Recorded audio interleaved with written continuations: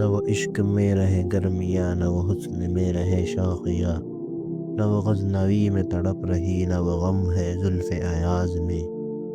جو میں سر بسجدہ ہوا کبھی تو زمیں سے آنے لگی صدا، تیرا دل تو ہے صنم آشنا، تجھے کیا ملے گا نماز میں۔ کائنات کا ایک خالق ہے، اس نے اپنے منصوبے کے مطابق اس کو بنایا ہے اور وہیں اس کو چلا رہا ہے۔ جس طرح ساری کائنات خدا کی اطاعت کر رہی ہے، اسی طرح انسان کے لیے بھی صحیح رویہ صرف یہ ہے کہ وہ اپنے خالق کا فرما بردار بن کر زندگی گزارے۔ تمام انبیاء یہی بتانے کے لیے آئے اور کائنات اپنے پورے وجود کے ساتھ ہر ان آدمی کو یہی سبق دے رہی ہے۔ قرآن کا یہ ارشاد بظاہر ایک سوال ہے، مگر حقیقاً وہ سوال کا جواب ہے۔ اس آیت میں فاطر، پھاڑنے والے کا لفظ وجود خداوندی کے حق میں ایک قطعی دلیل ہے، جس کو دوسرے مقام پر ان لفظوں میں بیان کیا گیا ہے۔ کیا انکار کرنے والوں نے نہیں دیکھا کہ وہ زمین و آسمان باہم ملے ہوئے تھے، پھر ہم نے ان کو جدا کر دیا؟ اندازہ کیا گیا کہ کائنات کا موجودہ دائرہ کم از کم 10,000 ملین سال نور ہے۔ فلکیاتی مطالعے نے بتایا کہ کائنات ایک حالت پر ٹھہری ہوئی نہیں ہے، بلکہ یکساں رفتار سے اپنے چاروں طرف پھیل رہی ہے۔ یہ عمل مسلسل جاری ہے۔ اس کا مطلب یہ ہے کہ ماضی کے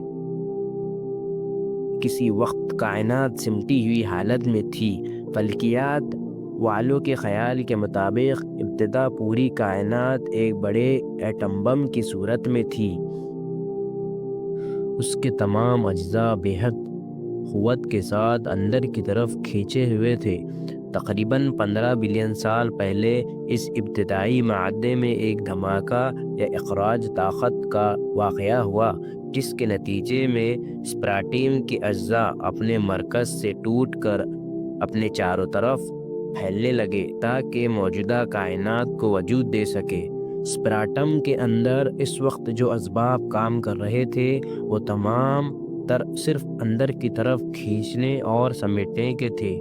اپنے ذاتی قانون کے برخلاف اس کے اجزاء کا باہر کی طرف سفر شروع کرنا لازماً کسی خارجی طاقت کی مداخلت ہی سے ہو سکتا تھا۔ یہ واقعہ ہم کو مجبور کرتا ہے کہ ہم کائنات کے ماسوا ایک آزاد ہستی کا وجود تسلیم کرے جو تمام طاقتوں کی مالک ہے اور جس نے اپنے شعوری عمل سے ابتدائی معدے کے اندر یہ غیر معمولی حرکت پیدا کی۔ زمین و آسمان میں اگر ایک خدا کے سوا کوئی اور خدا ہوتا تو ضرور ان میں بگاڑ پیدا ہو جاتا۔ قرآن کے یہ الفاظ اس کائناتی واقعے کی طرف اشارہ کر رہے ہیں جو اس بات کا ثبوت فراہم کرتا ہے کہ یہ مافوق طاقت صرف ایک ہے، کئی نہیں۔ تمام طبعی علوم حیرت انگیز طور پر اس کی تصدیق کرتے ہیں کہ پوری کائنات ایک ہی قانون کے تحت چل رہی ہے۔ جو قوانین زمین پر کام کر رہے ہیں وہی نہایت صحت کے ساتھ اجرام سامانائی میں بھی کار فرما ہے۔ یہی یقین تھا جس نے انسان کو آمادہ کیا کہ وہ کھربوں ڈالر خرچ کر کے خلائی مشینیں بنائے اور ان کو چاند اور مریخ پر عین اپنے اندازے کے مطابق اتارے۔ اگر ساری کائنات ایک قانون کے تحت مکمل صحت کے ساتھ عمل نہ کر رہی ہو تو زمین پر لگی ہوئی ہماری دوربینیں وسیع کائنات میں 8,000 ملین سال نور تک نہ دیکھ سکے۔ ہمارے طبعی علوم اچانک اپنی تمام اہمیت کھو دے۔ کائنات کا اس قدر درست طور پر وحدانی حالت میں ہونا بتاتا ہے کہ وہ صرف ایک خدا کے کنٹرول میں ہے۔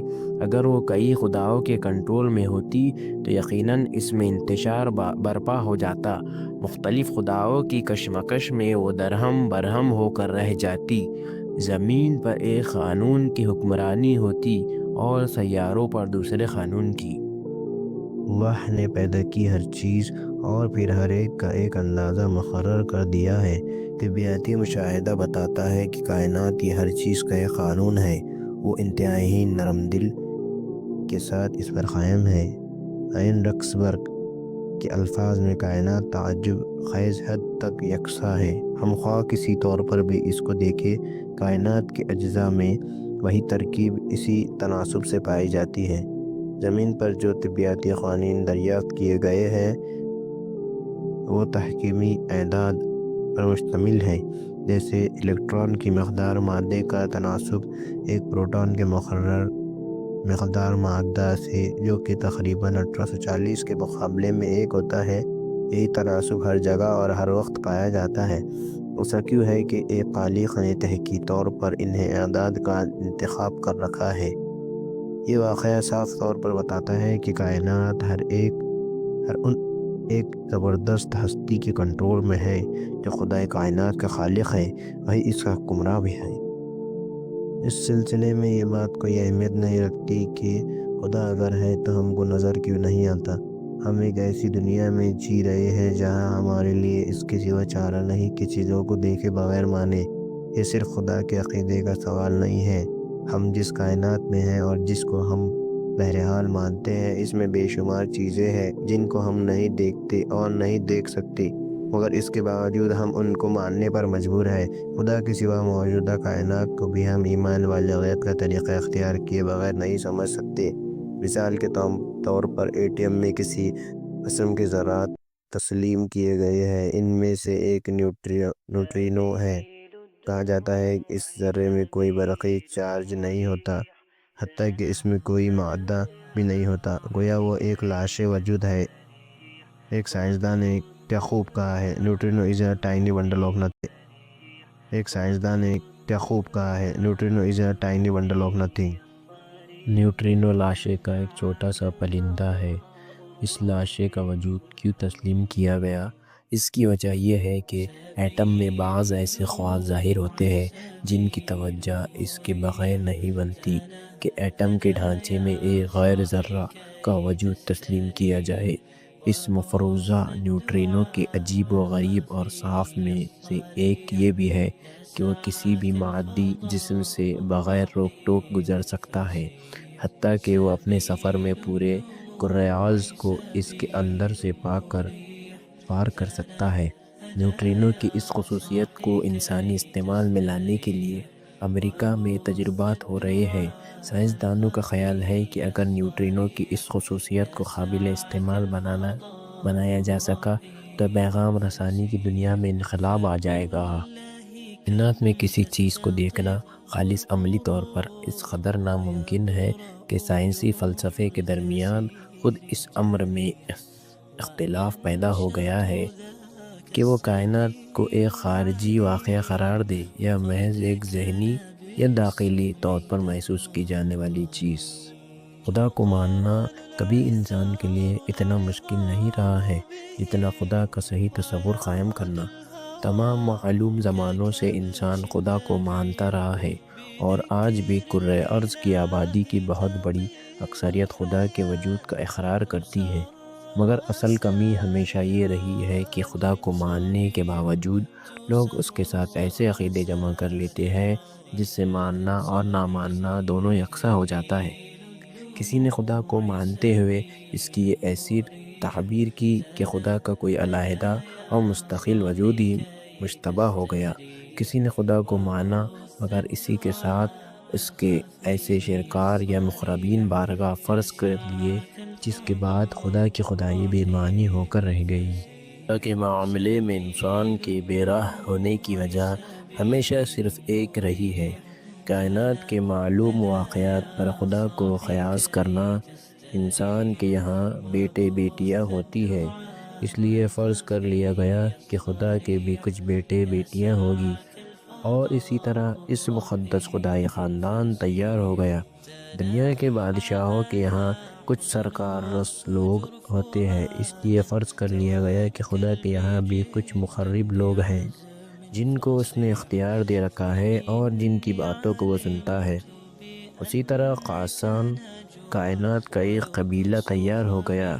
دنیا میں بہت سی طاقتیں کام کرتی ہوئی نظر آئی، مثلاً سورج، ستارے، دریا وغیرہ۔ فرض کر لیا گیا کہ یہ سب خدائی میں شریک ہستیاں ہیں اور بڑے خدا کے ساتھ مل کر خدائی کو چلا رہی ہے۔ اسی طرح خدا کا معاملہ ایک قسم کا مشترک کاروبار کا معاملہ بن گیا وغیرہ۔ مظاہر پرستی کی یہی قسم تھی جس نے فلسفیانہ ذہنوں میں پہنچ کر وحدت وجود کی صورت اختیار کی۔ لوگوں نے دیکھا کہ ایک کائنات ہے جو انسان سے لے کر ستاروں تک بے شمار چیزوں سے بھری ہوئی ہے۔ وہ اس تنوع میں وحدت تلاش کرنا چاہتے تھے۔ انہوں نے کہا کہ ایک مطلق خدا ہے جو اپنے آپ کو مختلف شکلوں میں ظاہر کر رہا ہے۔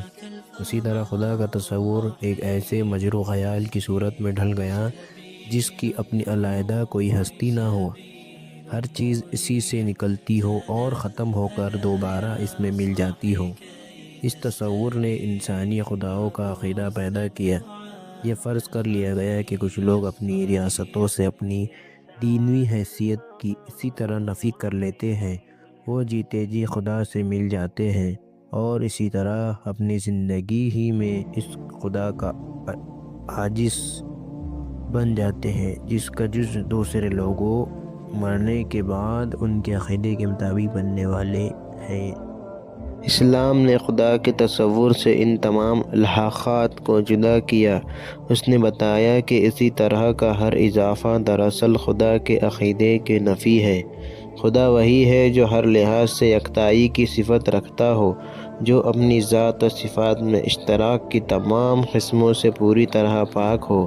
کہہ دو کہ اللہ ایک ہے، اللہ ہی احتیاج ہے، اس کی اولاد نہیں، نہ وہ کسی کی اولاد ہے اور نہیں ہے اس کے برابر کوئی بے شک۔